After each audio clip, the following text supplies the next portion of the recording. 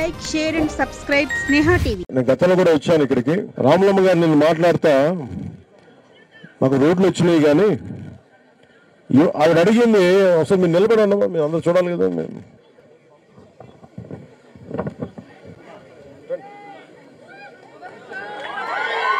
ఈవిడ నిన్న మాట్లాడితే రామలమ్మ గారు అడుగుతా రోడ్లు వీటన్నిటి మాకు అవి వచ్చే తరం కోసం ఆలోచిస్తూ ఉన్నారు. మీరు ఏదైతే చెప్పారో ఇక్కడున్న యువత అందరికీ కూడా పిల్లలకి ఉద్యోగాలు లేవు, ఇక్కడ ఉద్యోగాలు కావాలి, ఉపాధి అవకాశాలు కావాలంటే ఇందాక మీరు కూడా మాట్లాడతా. నీ పేరేంటి బాబు? ఇక్కడ ఉందా మాట్లాడాం? శంకరా మాట్లాడుతా. ఇది చక్కటి ప్రకృతి విలసిల్లే నేల, ఇది చక్కటి వాతావరణం. కానీ ఇక్కడ మనకి ఉపాధి అవకాశాలు లేవు. ఒకసారి ఇలాంటి వాతావరణానికి అలవాటు పడ్డ తర్వాత మళ్ళీ మన మైదాన ప్రాంతాలకు పోయి ఉద్యోగాలు చేసుకునే ఇబ్బంది ఉంది. విలేజ్ అనేది మీ అందరికీ మేజర్ ఉండే ఒక కంప్లైంట్.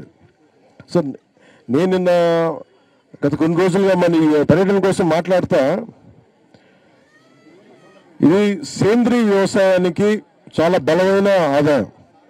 సో దీంట్లో కమ్యూనిటీ స్థలాలు, సపోజ్ ఇక్కడ మన కురిడి గ్రామంలో మన పంచాయతీకి సంబంధించి ఎన్ని ఎకరాలు ఖాళీగా ఉంది అంటే నేను ఏదో ఒక ఉదాహరణకి మన కలెక్టర్ దినేష్ గారు చెప్తా ఉంది ఏంటంటే 400 ఎకరాల పైన ఉందని. ఇది కమ్యూనిటీ సొత్తు, ఇది పంచాయతీ. దీన్ని కనుక యువత మీరు కమ్యూనిటీ పరంగా ఎవరెవరి మన జాతి అంటే ఎవరెవరి మీకున్న తెగలను బట్టి, మాది ఇక్కడ 40% ఎక్కువ మంది ఉంటే శాతాన్ని బట్టి ఏ తెగ ఎక్కువ ఉందో దానికి తగ్గట్టుగా మీరు ఆ యువత ముందుకు వచ్చి, నేను కలెక్టర్ గారితో కూడా ఏం ఎక్స్ప్లోర్ చేయమని చెప్తున్నానంటే, అసలు అరకు మన ఈ ఔషధ మొక్కలు వేసేది 400 ఎకరాలు ఉంటే దీంట్లో ఎంతవరకు మనం దీన్ని ఉమ్మడిగా వ్యవసాయం చేయొచ్చు, సేంద్రీయ వ్యవసాయం. నేను కలెక్టర్ గారు మాట్లాడుతూ 2,25,000 ఎకరాలు కాఫీ తోటలు వేస్తా ఉన్నాం ఇక్కడ. అది బోళ్ళంత ఆదాయం వస్తూ ఉంది. అది ఇంటర్నేషనల్ బ్రాండ్ కూడా పోతా ఉంది. కరెక్ట్గా నిన్న మన ముఖ్యమంత్రి గారి కాన్ఫరెన్స్లో కూడా మాట్లాడితే 1,00,000 ఎకరాలు అదనంగా దీన్ని చేయగలం. దీని మీద చేస్తే మన పోడు భూములు కానీ, జిరాయితీ భూములు కానీ, పోడు పట్టాలు కానీ, జిరాయితీ పట్టాలు కానీ ఉన్నాయి, గుర్తించారని. సో దీనివల్ల ఏం జరుగుద్ది అంటే, మీరు కనుక పని చెయ్యాలి అని అనుకుంటే మటుకు ఖచ్చితంగా దీనికి ఒక ఆదాయం వచ్చే మార్గాలు ఉన్నాయి, ఉపాధి వచ్చే మార్గాలు ఉన్నాయి. మనం ఈరోజు కూడా ప్రభుత్వం కష్టం ఏంటంటే, మనం పని చేయకుండా డబ్బులు రావాలి అంటే డబ్బులు రావు. నాలాంటిగా పని చేస్తేనే డబ్బులు వస్తాయి. పని చేయకుండా మనం కూర్చోబెట్టి ఒక్కటి చాలా స్పష్టంగా ఉంది. గౌరవ ముఖ్యమంత్రి నారా చంద్రబాబు నాయుడు గారి నాయకత్వంలో కుటుంబ ప్రభుత్వం పని కల్పించడానికి సంసిద్ధంగా ఉన్నాం, ఉపాధి కల్పించడానికి సంసిద్ధంగా ఉన్నాం. అలాగే ఎలాగ మనం ఉపాధి కల్పించవచ్చు అంటే, మీ అందరికీ అక్కడ అమ్మ మీరు దింస నృత్యం చేస్తారమ్మా, మీరు వాళ్ళకున్న కళ స్కిల్, వాళ్ళకి డబ్బులు ఇచ్చే స్కిల్ అవ్వాలి, అది డబ్బులు ఇచ్చే ఒక స్కిల్ అవ్వాలి. అది ప్రతిసారి ఇప్పుడు మన సాంస్కృతిక శాఖలో ఏం చేస్తారు టూరిజంలో అంటే, వాళ్ళు కూర్చోబెట్టి ఒక 10 మంది 20 మంది వస్తే వాళ్ళకి ఏదైనా మిగతా జిల్లాలకు పోయినా ఎటు పోయినా కానీ వాళ్ళు డబ్బులు వచ్చే పని ఉపాధి కల్పించాలి. ఇలాంటివన్నీ ఆలోచిస్తూ ఉన్నాం. ప్రస్తుతానికి ఒక కురిడి గ్రామానికి నేను కలెక్టర్ గారిని ముందు అడుగుతున్నా, ముందు ఇక్కడ సామూహికంగా ఇక్కడ కూర్చోబెట్టి కలెక్టివ్ ఫార్మింగ్ ఏదైనా చేయగలం, ఇక్కడ ఉపాధికి యువతకు ఉపాధి అవకాశాలు కల్పించేది. ఇక్కడ ఉసిరి, లెమన్ గ్రాస్ కానీ, పామ్ రోజు ఏంటిది అరోమాటిక్ ప్లాంట్, ఓకే, దవనం లాంటి మొక్కలతో పాటు బ్లూబెర్రీస్, డ్రాగన్ ఫ్రూట్, యాపిల్, ఇది మన లంబసింగిల్ యాపిల్ ఉంటుంది, అది మన ఇక్కడ కూడా పండొచ్చు. స్ట్రాబెర్రీస్ మీరు పంచగని పోతే మహారాష్ట్ర దగ్గర స్ట్రాబెర్రీస్ వేస్తారు.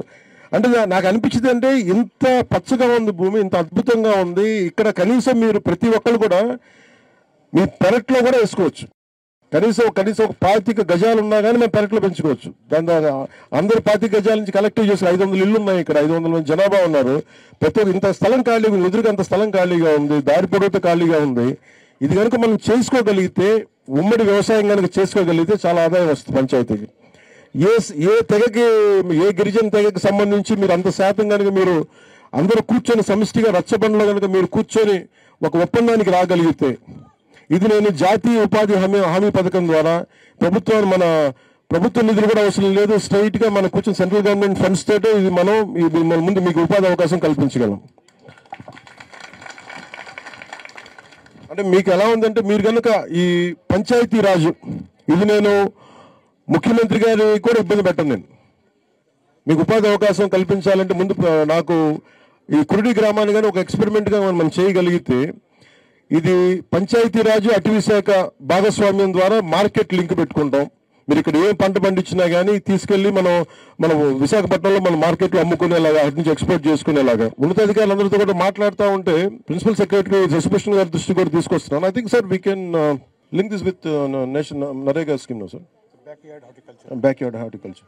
మీ ఇల్లు వెనుక భాగంలో ఉన్న ఖాళీ స్థలంలో ఏదైనా ఒక హార్టికల్చర్ మామిడి ఉండొచ్చు, ఇంకా వేరే ప్లాంట్స్ కూడా కావచ్చు. మీ ఏరియాలో ఏ ప్లాంట్ మంచిగా వస్తుందో ఆ ప్లాంట్ ఆ చెట్టు పెంచే కోసము మీ ఇల్లు వెనుక ఉన్న భాగంలో బ్యాక్ యార్డ్ హార్టికల్చర్ పేరుతో ఏమైనా టేకప్ చేస్తే sir we will be able to support under ఉపాధి హామీ సార్.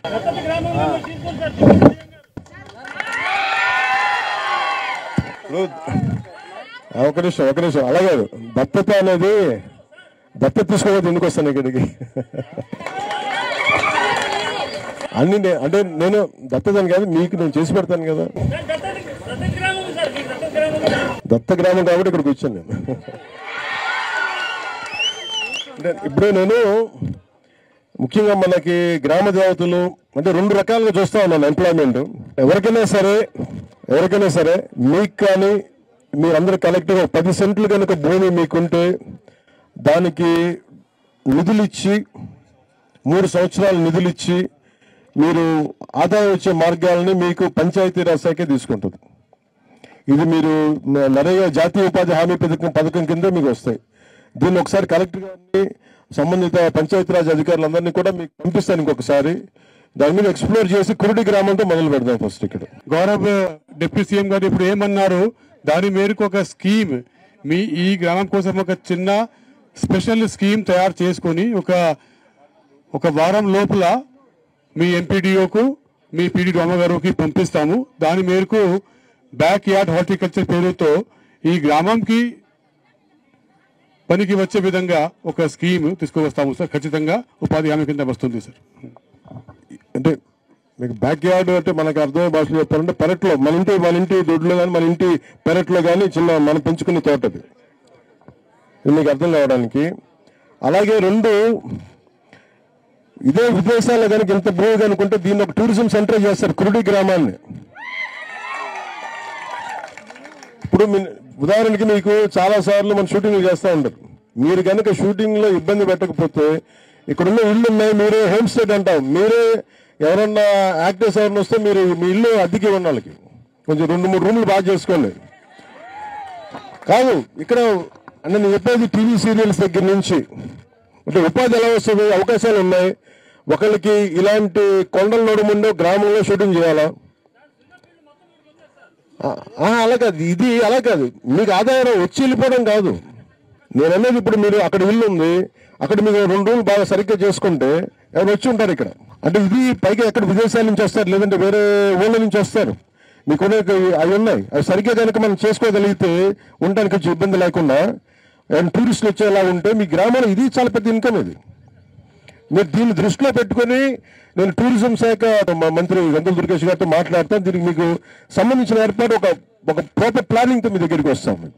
అంటే మీరు చప్పట్లు ఎప్పుడు కొడతారంటే చేసిన తర్వాత కొట్టాను. ముఖ్యంగా ఇక్కడ రకరకాల గిరిజన తెగలు ఉన్నాయి. అలాగే చాలా మంది మీరు మాట్లాడుతా కుల ధృవీకరణ పత్రాలు చాలా ఇబ్బంది పడతా ఉన్నాయని గతంలో కూడా చెప్పారు, ఇప్పుడు కూడా చెప్తా ఉన్నారు. ఇది మీ ఒకరికే కాదు. ఉదాహరణకి బుడగ జంగాలు, బేడా బుడగ జంగాలు ఉన్నారు. ఒకప్పుడు వాళ్ళు షెడ్యూల్ ట్రైబ్స్ లో ఉండేవాళ్ళు అటు సైడ్. వాళ్ళకి ఏం చేశారు, అసలు కుల ధృవీకరణ పత్రమే లేదు, వాళ్ళు ఏ కులానికి సంబంధం లేదు. పాపం ఎవరి దగ్గర కూర్చోబెట్టి ఇబ్బందులు కరమైన పరిస్థితులు అందరికీ కుల ధృవీకరణ పత్రాలు ఉన్నాయి. అలాగే ఇక్కడ ఉన్న మీకు ఏవైతే తెగలు ఉన్నాయో వాటికి సంబంధించి ఒకసారి మీకు మిగతా వాళ్ళకి ఇబ్బంది లేకుండా మీకు ఎలాగ కుల ధృవీకరణ పత్రం ఇవ్వాలి, పత్రాలు ఇవ్వాలి మీ బిడ్డలు చదువుకోవడానికి. కానీ ఇది పోయినసారి వచ్చాను, నేను మాటలు విన్నాను. ఈసారి నేను ప్రభుత్వంలో ఉన్నాను కాబట్టి దీన్ని ముందుకు తీసుకెళ్లే బాధ్యత మేము తీసుకుంటాము. అలాగే మీరు అడుగుతున్నది పూర్తిగా 100% అది ఎంతవరకు పాసిబిలిటీ ఉంది. సుప్రీంకోర్టు ఒకసారి తీర్పుని ఒకసారి నేను చదవమని చెప్తాను. ఇంకొకసారి పరిశీలించి, ఎందుకు సుప్రీంకోర్టు స్థాయిలో నిర్ణయం తీసుకుని ఒకసారి పరిశీలించి ఒకసారి దానికి ఒకవేళ మీకు నష్టం లేకుండా మీకు ఉపాధి అవకాశాలు వచ్చేలాగా మీకు అదే కదా బాధ్యత. మీకు ఆదాయ మార్గాలు పెరగాలి, అదొకటి. అలాగే వ్యసనాలని చెప్తా ఉన్నారు గంజాయిది. ఇప్పుడు మీకు గంజాయి ఇక్కడ మనం మీరు చూడడానికి మన పెరట్లో గంజాయి పండించుకోవడం కంటే కూడా తులసి మొక్క పండించుకోవడం మంచిది మనకి. లేదంటే మీరు మారేడు మొక్క పంచితే మారేడు ఇవి తీస్తారు, కాయలు వస్తాయి. దాంతో కూడా చాలా మాదిఫల రసాయనం చేస్తారు. అంటే నిజంగా చేసుకోవాలంటే డబ్బులు రావడం చాలా చాలా పరిస్థితులు ఉన్నాయి. కాదు ఇది ప్రభుత్వం కొంచెం బాధ్యత తీసుకో. ఐటీడీఏ ఉంది, చాలా అంటే అన్నీ కూడా పని చేయడానికి సంసిద్ధంగా ఉన్నారు. కానీ పని చేయించే నాయకత్వం కావాలి. దీన్ని ఖచ్చితంగా మీరందరూ కనుక ఒత్తిడి కనుక ఇప్పుడు మీరందరూ ఒత్తిడి పెడితే నేను పని చేయగలుగుతున్నాను. ఇప్పుడు మీరు ఇందాక మీరు వాలంటీర్స్ గురించి అడిగితే నేను ఎందుకు ఇబ్బంది పడకుండా సమాధానం తీసుకున్నానంటే పని చేయడానికి సిద్ధంగా ఉన్నాను కాబట్టి. మీరు ఒక మాట అంటే పట్టడానికి సిద్ధంగా ఉన్నాను. మీరే ఇబ్బంది లేదు. మీరు ఒక మాట మాట్లాడారు అంటే 2 మన అరకుకు సంబంధించి 2 మన పార్వతీపురం మండలం సంబంధించి మేజర్గా మేము అనుకున్నది ఇమీడియట్గా ఉద్యోగాలు కావాలి, ఉపాధి అవకాశాలు, పరిశ్రమలు వస్తే పరిశ్రమలు రావు ఇక్కడికి. ఓన్లీ టూరిజం మీద బేస్ అయింది. టూరిజం మీద బేస్ అయింది. 2 సేంద్రీయ వ్యవసాయం, ఆర్గానిక్ ఫార్మింగ్. ఈ రెండింటికి సంబంధించి యువతకు ఉపాధి అవకాశాలు రావాలి. 1 టూరిజంని డెవలప్ చేయటం, 2 మనకి చాలా గ్రామ దేవతలు చాలా మంది ఉన్నారు ఇక్కడ. ఈ గ్రామ దేవతలని సాంస్కృతిక మీకు కరెక్ట్గా పర్యాటక అభివృద్ధి గ్రామ దేవతల ద్వారా. అంటే ఇప్పుడు చాలా మంది నూకాలమ్మ కావచ్చు, మోదమమ్మ కావచ్చు, ప్రతి ఒక్కరికి ప్రత్యేక విశ్వాసాలు ఉన్నాయి. మీరు కనుక ఇప్పుడు మనకి ఆ మూలట నేను పోయి శివాలయం గెట్టబోయాను నేను. అలా కనుక మీరు గ్రామ దేవతలను కూడా ఒక సర్క్యూట్ లాగా మనకున్న అరకు ప్రాంతాల్లో ఉన్న అన్ని గ్రామ దేవతలను కూడా సర్క్యూట్ లాగా ఒక తయారు చేస్తే ఇది మీకు ఈ గిరిజన గ్రామ దేవతలు విశ్వాసాల ఆధారంగా సాంస్కృతిక పర్యాటక కేంద్రాలుగా అభివృద్ధి చేస్తే దానివల్ల అదనంగా కొంత ఉపాధి లభిస్తూ ఉంది. అలాగే మీరు కొత్తగా కనుక పండుగలు కానీ ఉత్సవాలు కానీ పర్యాటకులు కొత్త అనుభవం యువత. ఇప్పుడు సపోజ్ మనం కేరళ పోయామనుకోండి, కేరళ పోతే అక్కడ ప్రత్యేకించి వాళ్ళ ఉత్సవాలకి మనం అందరం పోతాం అక్కడి నుంచి. అలాగే దింస నృత్యకారులు ఉన్నారు, వారిని చూడడానికి ప్రత్యేకించి వస్తారు. వీటన్నిటిని అనుసంధానం చేసి మీకు ఉపాధి అవకాశాలు లభించేలా ఒకసారి టూరిజం శాఖ మంత్రి గారితో కూర్చొని దీని మీద మీకు ప్లాన్తో మీకు వస్తానని చెప్పి మీకు ఈ సందర్భంగా మీకు తెలియజేసుకుంటా ఉన్నాం. మీరు ఒక్కటి ముఖ్యంగా కురుడి గ్రామస్తులు కానీ అరకు కానీ పాలంటే ఇది చాలా అందమైన ప్రాంతం. ఈ ప్రాంతం నిర్మాణాలు ఎలా ఉండాలంటే ఈ అందాన్ని మరింత పెంచేలా ఉండాలి, కానీ అందాన్ని చంపేసేలా ఉండకూడదు. ఇది ఎందుకంటే మీరు పచ్చదనం పోద్ది, మీకు అర్థం అవుద్ది. పచ్చదనం మీకు కూర్చోబెట్టి ఎత్తెత్తు బిల్డింగ్లు కట్టేస్తే ఇంక కొండ కనిపించదు, ఏం కనిపించదు. అందుకని మీకు ఎప్పుడు భయం ఉంటుంది. బయట వాళ్ళు వచ్చేసి ఇక్కడ ఇల్లు కట్టేసి పెద్ద పెద్ద కట్టేస్తే అందం పోద్ది అనేది. అదే కదా మీకు ఉంటుంది మేజర్ భయం. నాకు కూడా ఏంటంటే మీకు అలాంటి నేను గిరిజనులుగా పుట్టలేదు, కానీ నాకు గిరిజన మనస్తత్వం ఉంది నాకు. అందుకని నాకు అందుకని ప్రత్యేకించి నేను కలెక్టర్ గారికి కూడా ప్రత్యేకించి ముఖ్యమంత్రి గారి దృష్టి కూడా తీసుకెళ్తాను, క్యాబినెట్ దృష్టి కూడా తీసుకెళ్తాను. ఒక నియంత్రిత నిర్మాణాల ద్వారానే ప్రకృతి పరిరక్షించాలంటే ఎలా పడితే అలా బిల్లులు కట్టేయటం. లేదంటే ఇందాక అరకులో మన లోయగుండా వస్తూ ఉంటే చాలా అద్భుతంగా ఉంది, మధ్యలో బిల్డింగ్లు కట్టేశారు. అలా కాకుండా అదే విదేశీ ఇప్పుడు ఉదాహరణకి కేరళ ఉందనుకోండి, కేరళలో అతిరిపిల్లి జలపాతం ఉంటుంది, మంచి వాటర్ ఫాల్స్ ఉంటుంది. కేరళ టూరిజం వాళ్ళు ఏం చేస్తారంటే ఇటు సైడ్ అంతా దానికి ఇబ్బంది పెట్టి దానికి చూడటానికి ఇబ్బంది కలిగే చోట ఏ బిల్డింగులు కట్టకూడదు, ఒక రూల్ అది.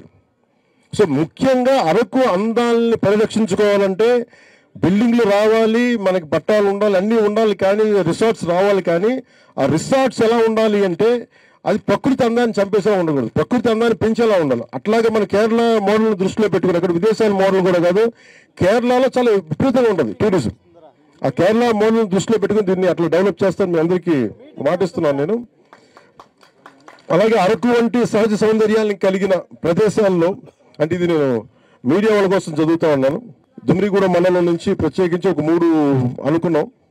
సేంద్రీయ వ్యవసాయం ద్వారా ఆదాయ వృద్ధి, అరకు ప్రాంతపు వాతావరణం, నేల ఔషధ మొక్కలు, పండ్లు, పూలు పెంచేందుకు చాలా అనుకూలమైన వాతావరణం. ఇవి ఇంటి ప్రాంగణంలో లేదా కమ్యూనిటీ స్థలాల్లో సాగు చేయొచ్చు. అలాగే జఫ్రా, ఉసిరి, లెమన్ గ్రాసు, పామ్ రోజా, దవనం వంటి మొక్కలతో పాటు blueberries, dragon fruit, Apple, strawberries, coffee వంటి పండ్లను పెంచగలం. చామంతి, బంతి వంటి పూలను వాణిజ్యపరంగా మనం వాడుకోవడానికి అనుకూలంగా ఉంటాయి. ఇవన్నీ కూడా పంచాయతీరాజ్ అటవీ శాఖల భాగస్వామ్యం ద్వారా మార్కెట్ లింక్ చేసే విధానాన్ని ముందుకు తీసుకెళ్తాం. ఇది జాతీయ ఉపాధి హామీ పథకం నిధులతోటి 3 సంవత్సరాలు నిర్వహణ చేస్తే మీకు జేబులోంచి డబ్బులు లేకుండా మీకు జాతీయ ఉపాధి హామీ పథకం డబ్బులతోటే మీరు పెంచేలాగా బాధ్యత తీసుకుంటాం. అలాగే రెండవది ఏంటంటే గ్రామ దేవతలు సాంస్కృతిక పునర్జీవనం ద్వారా పర్యాటక అభివృద్ధి. మీరందరికీ చదువుకున్న గిరిజన విద్యార్థులు చాలా మీకు ఎక్కువ అర్థమవుతుంది.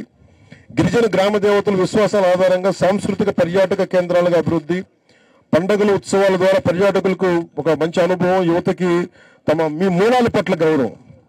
అంటే మీరు ఎక్కడికి వెళ్ళినా నాకు ఎంత అద్భుతంగా అనిపిస్తుంటే మీరు పసుపుతో స్వాగతం పలుకుతారు. అది గిరిజన సాంప్రదాయం, గిరిజన తాలూకు సంస్కృతి అది. సో అది నాకు చాలా అద్భుతంగా అనిపిస్తుంది. నిన్న మన కువి భాషలో నమస్కారాలను వాళ్ళకి జోహార్ అని చెప్పారు. ఎందుకు చెప్పారంటే అది భాషల్ని గౌరవించే సాంప్రదాయం. నేను అలాంటి ఆలోచన విధానం నుంచి వచ్చింది నేను. అందువల్ల నాకు మీ సంస్కృతి సాంప్రదాయాలని పరిరక్షించాలని చెప్పి కూటమి ప్రభుత్వం మనస్ఫూర్తిగా విశ్వసిస్తుంది. దానికి తగ్గట్టుగా మేము ముందుకు తీసుకెళ్తాం. అలాగే నియంత్రిత అడ్డు లేకుండా నిర్మాణాలు, ప్రకృతిని ధ్వంసం చేసేది కాకుండా ప్రకృతిని పరిరక్షించే నిర్మాణాలు ఉండాలి.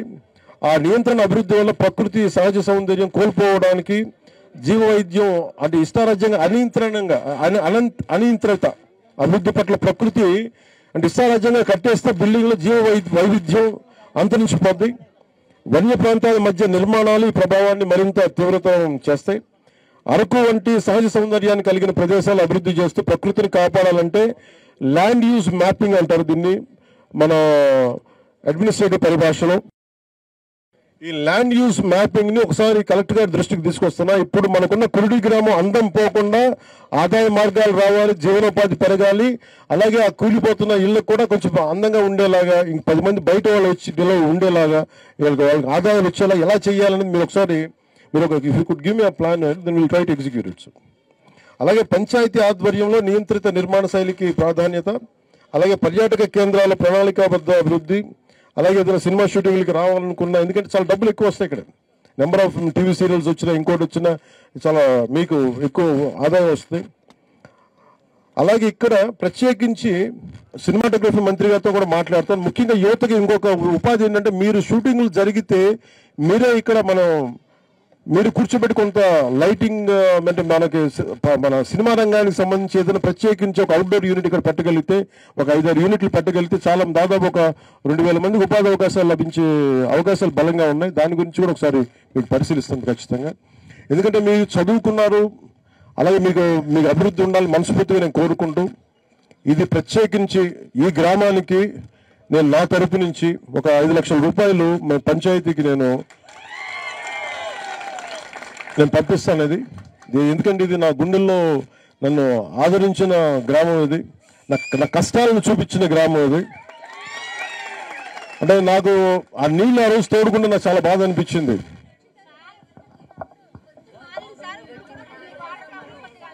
లేదు మీకు అన్ని మీకు కూర్చోబెట్టి ఒకసారి అందుకని మన ఎంపీటీ గారిని పంపిస్తాం, డ్రామా డైరెక్టర్ని పంపిస్తాం. మీరు కూర్చోబెట్టి మీరు నీళ్ళకి ఇబ్బంది ఫస్ట్ మీరు అన్ని చేద్దాం, అన్ని ఒకటి తర్వాత ఒకటి చేద్దాం. నేను అన్ని రాసుకున్నా. నేను 2018లో వచ్చిన మర్చిపోకుండా ఇక్కడికి వచ్చానంటే ఇప్పుడు రాసుకుని నేను ఎందుకు మర్చిపోతాను అనుకుంటున్నారు ఖచ్చితంగా. సో మీ అందరికీ ధన్యవాదాలు తెలుపుకుంటూ సెలవు తీసుకున్నాను. జై Hind. Please like, share and subscribe Sneha TV.